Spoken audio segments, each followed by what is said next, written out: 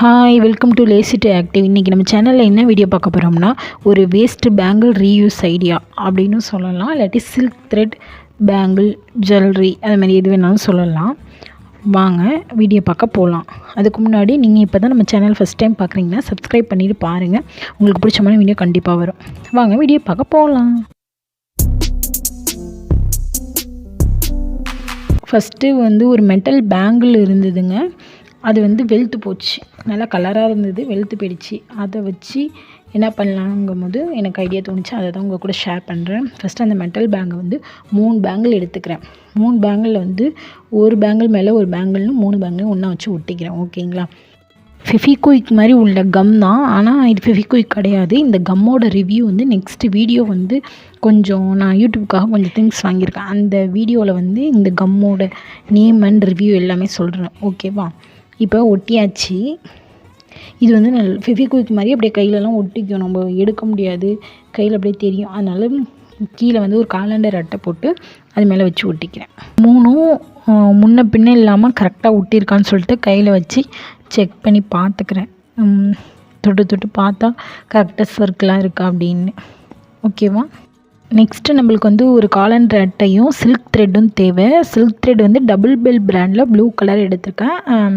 Rate 18 rupees. அதை first calendar அட்டை கார்னரில் சில்க் த்ரெட் நூலை ஃபஸ்ட்டு பிடிச்சிக்கிட்டு கண்டினியூஸாக 15 டைம்ஸ் சுற்றணும். 1 டைம் சுற்றினோன்னா 1ன்னு சொல்லி கவுண்ட் பண்ணிக்கோங்க. அதுமாரி 15 டைம்ஸ் சுற்றி எடுத்துக்கணும். இந்த பேங்கிள் யூஸ் பண்ண மாட்டாங்க நார்மலாக சில்க் த்ரெட் ஜுவல்லரிக்கெலாம்.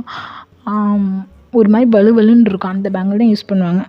பட் நான் வேஸ்ட்டு பேங்கிளில் செய்கிறதுனால தான் இந்த பேங்கிளில் செய்யணும். ஓகேங்களா? மித்தது எல்லாமே சேம் மெத்தட். இப்படி தான் செய்வாங்க சில்க் த்ரெட் பேங்கிள்.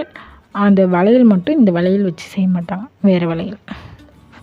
ஓகேவா? இப்போ 15 டைம் சுற்றிட்டு இப்போ காமிக்கிற பாருங்க வீடியோவில். அதேமாரி எல்லாத்தையும் ஒன்றா பிடிச்சி கையில் வச்சுக்கிட்டு கட் பண்ணி எடுத்துக்கோங்க.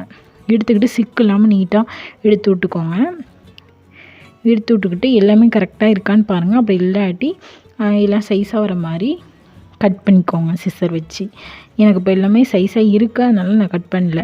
இப்போ கம்மு வச்சு இப்படி கையால் இழுத்து விட்டுக்கோங்க. எல்லாத்தையும் சேர்த்த மாதிரி ஒரு மாதிரி ரவுண்டாக முட்டு மாதிரிலாம் செய்யாதீங்க. இப்படி தனித்தனியாக எல்லா நூலும் இருக்கிற மாதிரி கொஞ்சம் பட்டையாக. நிறையா கம் யூஸ் பண்ணாதீங்க. நிறையா கம் யூஸ் பண்ணிங்கன்னா ஷைனிங் போயிடும் சில்க் த்ரெட்டுக்கு. உங்களுக்கு பார்த்தாலே தெரியும். கம் வச்சுருக்க இடத்துக்கும் நார்மல் இடத்துக்கும் பார்த்திங்கன்னா ஷைனிங் டிஃபராக இருக்கும். ஓகேவா? நெக்ஸ்ட் வளையலில் பேக் சைடு கம் வச்சுக்கிறேன். கம் வச்சுக்கிட்டு கண்டினியூஸாக சுற்ற வேண்டியதான். ரொம்ப அப்படியே குமிச்சு வச்சுக்கிட்டு சுற்றாதீங்க. எப்படி சொல்கிறது, இப்படி சைடாக வச்சுக்கிட்டிங்கன்னா பட்டையாக அப்படியே சுற்றிக்கிட்டே வரும் அழகாக. அந்த இது தெரியக்கூடாது, கீழே பேஸ் தெரியக்கூடாது நம்ம சுற்றுறது. அவ்வளோதான். நீங்கள் மேலே சுற்றினாலும் உங்களுக்கு தெரியும். ஏன்னா அந்த இடம் ஒரு மாதிரி மொத்தமாக இருக்கும். உங்களுக்கு கையை வச்சு பார்த்தாலே அந்த உணர்வுலேயே புரியும்.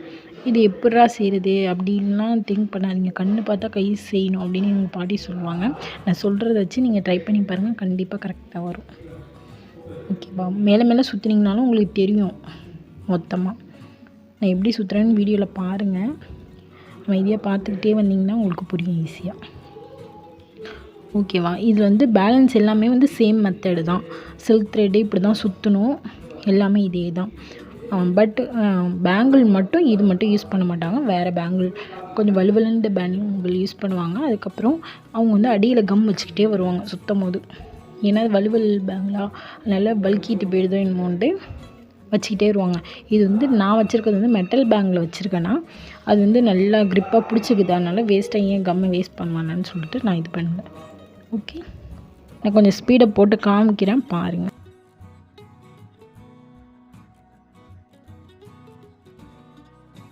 இப்போ பாருங்கள், முடிஞ்சிருச்சு. நான் எடுத்த நூல் நான் எப்படி செய்கிறேன்னு டைட்டாக பிடிச்சிக்கோங்க. பிடிச்சிட்டு அடுத்த ரவுண்டுக்கு கீழே வளையல் கீழே கம் வச்சுட்டு டைட்டாக வச்சு இழுத்துக்கோங்க. அதுக்கப்புறம் அந்த நூலுக்கு மேற்பக்கமும் கொஞ்சம் கம் வச்சுட்டு கொஞ்சம் காய விட்டும் கட் பண்ணுவாங்க சில பேர். நான் டைட்டாக இழுத்துட்டு கட் பண்ணிட்டேன்.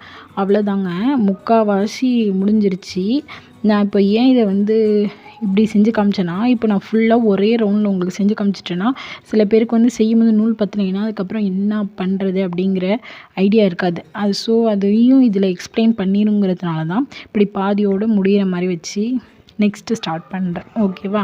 நெக்ஸ்ட்டு வேறு நூல்லாம் வேறு கலர் யூஸ் பண்ணுறீங்கன்னா அதேமாரி வேறு கலர் யூஸ் பண்ணிக்க வேண்டியது தான். இல்லை சேம் கலர்னாலும் திரும்ப இதேமாரி சுற்றி அதேமாரி கம்மும் போட்டு நம்ம கீழே எப்படி ஃபஸ்ட்டு இது செஞ்சோமோ அதேமாரி செஞ்சு அப்படியே கண்டினியூ பண்ண வேண்டியது தான். அவ்வளோதான், முடிக்க போகிறோம். நான் எவ்வளோ ஸ்லோவாக செஞ்சு காமிக்கிறேன்னு பாருங்கள். அப்போ தான் உங்களுக்கு புரியும்.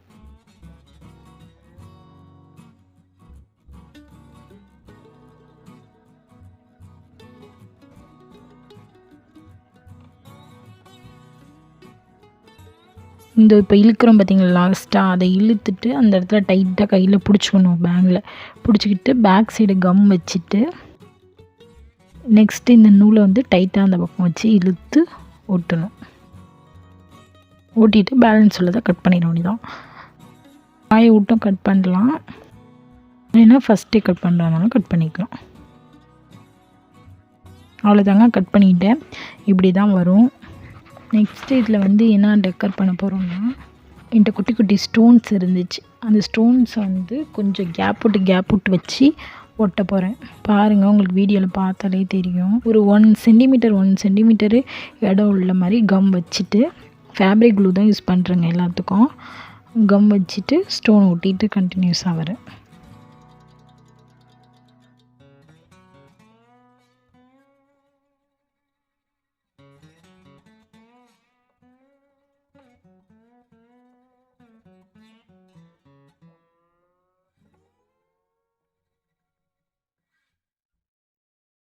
அவ்வளோதாங்க, ஒட்டி முடிச்சாச்சு. ஒட்டினோன்னு இப்படி தான் இருக்கும். கொஞ்சம் நேரம் டைம் கொடுத்து காய வைப்போம்.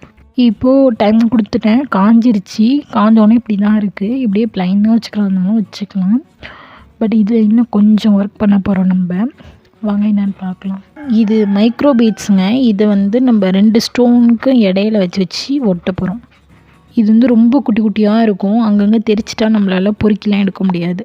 ஸோ கீழே ஒரு நியூஸ் பேப்பர் போட்டு ஒட்டுங்க, அப்போ தான் வந்து கரெக்டாக இருக்கும். அதுக்கப்புறம் 2 ஸ்டோனுக்கும் இடையில வந்து கம் வச்சு எடுத்துக்கோங்க. எடுத்துக்கிட்டு வந்து இப்படி நான் போடுறேன் பாருங்க வீடியோவில், அதேமாரியும் போட்டு இது பண்ணலாம். அப்படி இல்லைன்னா பேங்கில் வந்து ஃபுல்லாக நம்ம வந்து கரெக்டாக தான் கம் வச்சுருக்கோம். ஸோ வந்து பேங்கில் வந்து உள்ளே போட்டு அப்படியே எடுத்திங்கன்னா எல்லாம் ஒட்டிக்கி. அதுக்கப்புறம் கொஞ்சம் கொஞ்சம் சைஸ் பண்ணுறது மட்டும் நம்ம கையால் அந்தானே இல்லாமல் உள்ளதை ரெடி பண்ணிக்கணும். இது வந்து ரொம்ப குட்டி குட்டியாக இருக்கும், உங்களால் கையால் கூட மைனூட்டாக எடுக்க முடியாது. அப்படி இருக்கும் போது இதுமாரி ஒரு பெயிண்ட் ட்ரெஸ் எடுத்து கிளியர் பண்ணிக்கோங்க. நான் வீடியோவில் காமிக்கிறேன் பாருங்கள். அதுமாரி அந்தானே ஒட்டிருந்துச்சுன்னா அதை வந்து எடுத்து விட்டிங்கன்னா அது போயிடும். அதுமாரி கிளியர் பண்ணி எடுத்துக்கோங்க. ஓகே, அவ்வளோதாங்க. இதான் ஃபைனல் லுக்கு பாருங்கள். கொஞ்சம் நேரம் காய விட்டிங்கன்னா நல்லா க்ரிப்பாக பிடிச்சிக்கும். எப்படி இருக்குன்னு சொல்லுங்கள் கண்டிப்பாக கமெண்ட்ஸில்.